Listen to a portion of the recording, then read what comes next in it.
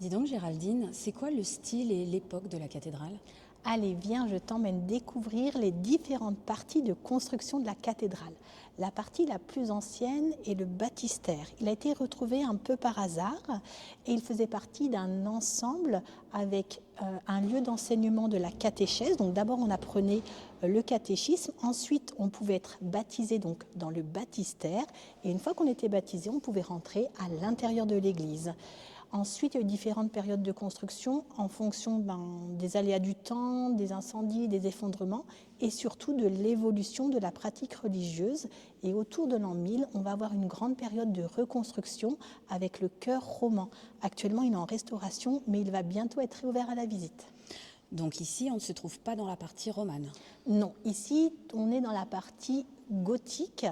Et l'architecture gothique, c'est une architecture qui va chercher à imiter la nature. Chaque élément architectural nous fait penser à un élément végétal.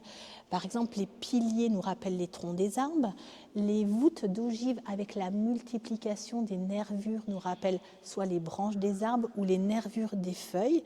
Et surtout, ça laisse une grande place aux ouvertures et aux vitraux.